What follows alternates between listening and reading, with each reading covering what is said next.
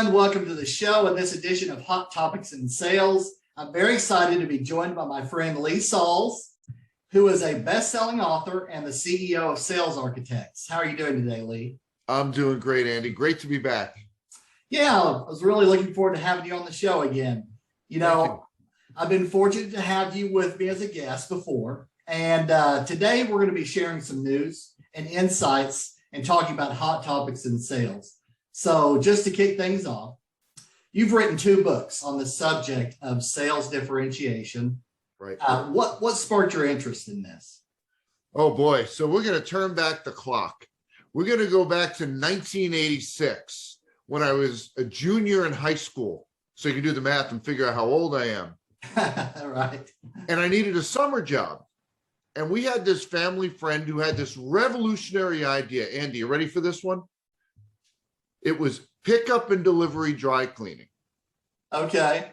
So he didn't own a dry cleaning store. He just felt that a lot of people found taking their dirty clothes to the dry cleaners and then coming back and picking them up to be a hardship. So he had this idea of strictly providing the transportation. And my summer job that year was as his driver. And I was really intrigued by this business idea. And I was wondering, would people be willing to pay more to have this service? Because if they weren't, I wouldn't have a summer job. Right. So what do you think, Andy? Do you think people are willing to pay more for the service? Remember, I would say certain people probably. Oh, you're good. You're good. You're exactly right. Some people. See, I lived in Marlboro, New Jersey at the time. And Marlboro is central New Jersey. And a lot of people from Marlboro commuted to New York City every day for work. 2 hours each way. My father was one of those people. 2 hours each way. Think about that. And in 1986, we didn't dress like you and I are today. We're business suits. So those people who commuted to New York and didn't have someone at home to help with the to and fro of dry cleaning, they thought the service was brilliant. But those who worked locally or had someone at home that could take the dry cleaning to and from, thought we were nuts. They're like, why would anybody pay for that service? Right. So there was a really important takeaway message from me in that whole experience. And it's something I still work with clients to understand today. And that is know your audience. So often we deal with price issues when we're selling. And one of the root causes of that, we're selling to the wrong people. So trying to sell that service to someone who worked locally or had someone who could help out with getting the dry cleaning to the dry cleaners and back, so no value in it. Right. And Andy, do your listeners like free things? Oh, yeah. Excellent. Well, I've got a tool that will help you gain clarity in who will perceive meaningful value in what you're selling. Now, this is a tough website to remember. You ready? Yeah. targetclientprofile.com. Go to targetclientprofile.com, and you can download a worksheet that will help you gain clarity on who will perceive meaningful value in what you're selling. Very nice. I love it. I love free value attraction content that helps people. I think it's very helpful. I mean, and people get great tips out of it, I'm sure. So that's awesome. And Andy, there's a difference. You notice I called it a target client profile. Most people say, oh, you mean an ideal client profile. And this isn't a play on words. They're very different. See, when you say ideal client profile, this tells the salespeople, if all the stars were to align, this is the business we'd love to have. It's like a lottery ticket. A target client profile says, this is who will perceive meaningful value in what we're offering. Focus every minute of your day in pursuit of those opportunities. So it's a very, very different tool. Very cool. I love it. And since your latest book is titled Sell Different, yes, I have to ask you the obvious question. Okay. What's different about Sell Different? Now, Andy, is that nice? I mean, it's my second time on your show. And you ask me one question, you jump to this, and you put me on the spot. And you're asking me what's different about my new book. Is that really a fair question? Well, let me answer that for our listeners. It absolutely is. And here's what you need to know. Whether buyers ask you that question point blank, like Andy did with me, or not, that's the huge question that's on their mind every single time they meet with you. What's different? And if you can't articulate it, if you can't demonstrate it, price wins the day. So what's different about Sell Different? Well, several things. First of all, Andy, I think you'd agree, for most salespeople, it's never been tougher than it is today. Competition is fierce. And we look at the difference in feature and function between what we're selling and what the competition offers, kind of narrow, kind of subtle. And at the same time, maybe you've come across this, I haven't seen any executive saying, hey, salespeople, I know it's tough out there. We're going to lower your quota by 20%. Go ahead and sell the deal at 50% lower margins. We're cool with that. Andy, have you seen anybody doing that?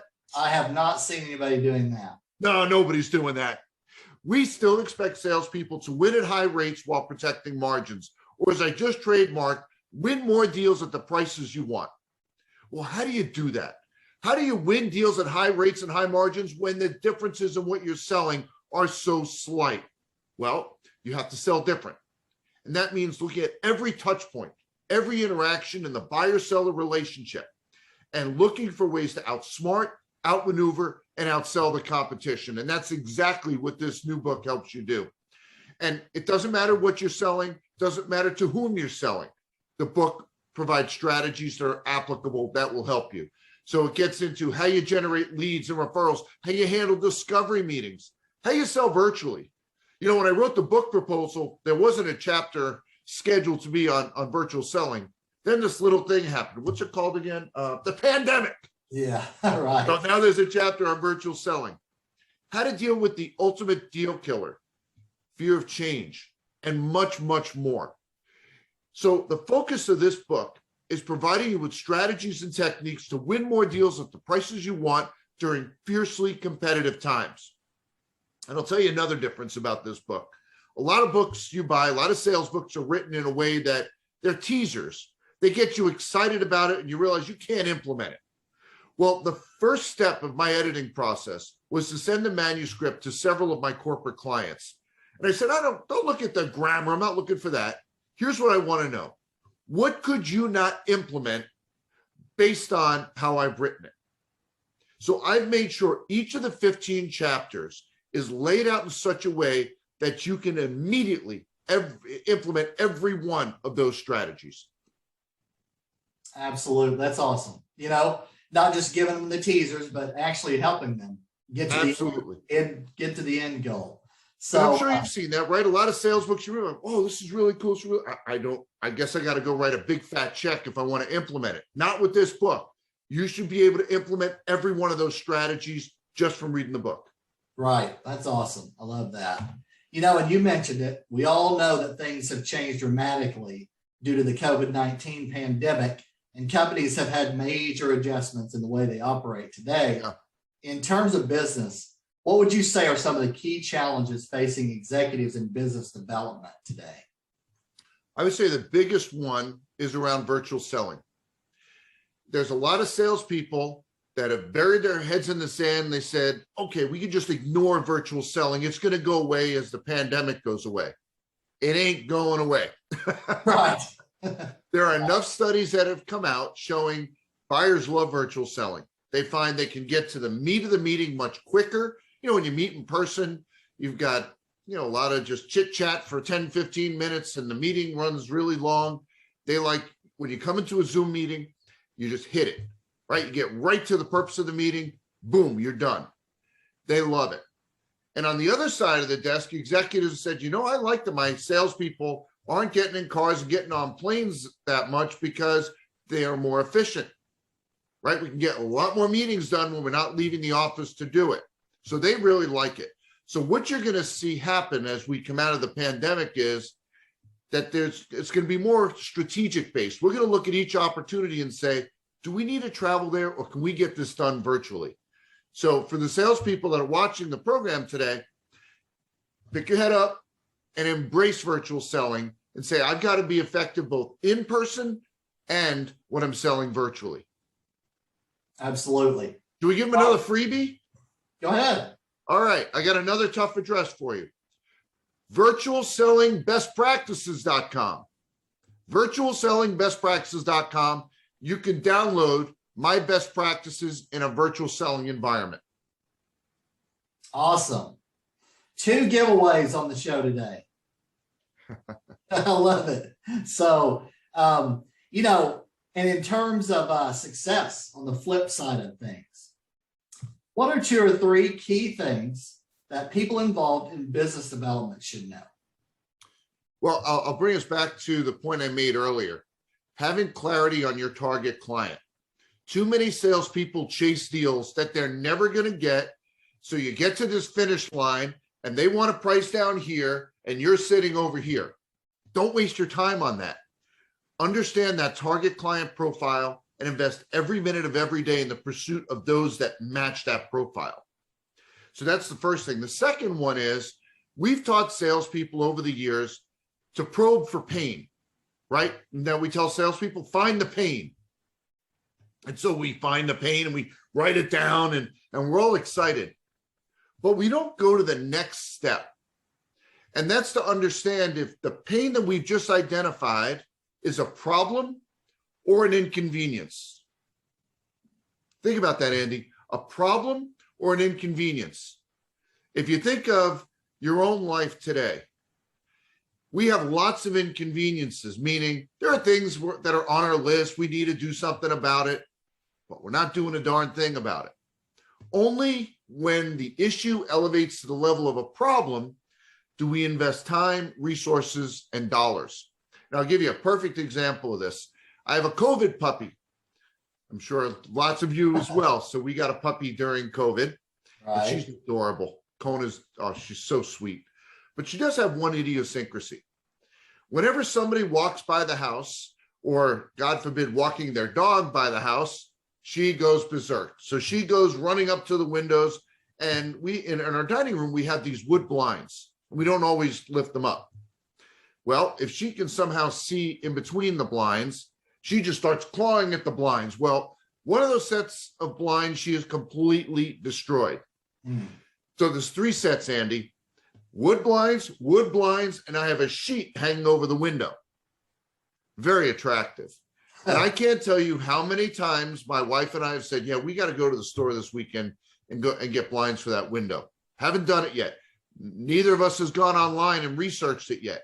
But I will guarantee you, on Thanksgiving, when we have family in town, there will not be a sheet on that window. It's now elevated to the level of a problem. And now we're ready to act on it. And so not enough salespeople, when they uncover pain, take the time to figure out if that pain is a problem or an inconvenience. And what happens is you write it down, you put it in your pipeline, yeah, we're going to get this deal, and it goes nowhere because the pain that you've identified is merely in the inconvenience bucket. They're not ready to do anything about it. Right, absolutely. You know, I like to kick off my meetings with people with what their goals are, and I plug it in to an actual spreadsheet to show, well, here's what you need to do in order to get to where you want to go. Mm-hmm. Is that, you know, something you want to do? And if they say, oh, it's be nice, well, then, okay, you're in my trickle email file. Basically. Right. I'm not going to spend a ton of time doing that. So that's awesome advice. So what would you say as a final word of advice for our friends listening or watching out there today? Mm-hmm. I would say be insatiably inquisitive. Insatiably inquisitive. So we've been conditioned back when we were really little not to ask a lot of questions, right? We all came into this world naturally inquisitive. Why is the sky blue? Why is this so big? Why is this so round? And what do parents do? It just is. No more questions. Have a lollipop. Right. Right. But countless studies have shown the key to sales success is asking thoughtful, insightful questions.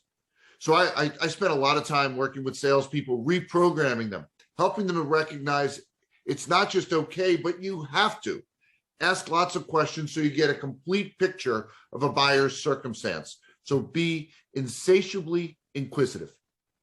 Totally agree with that. You know, been in sales for 25 years, and you got to ask the right questions, and you got to help them along the path too.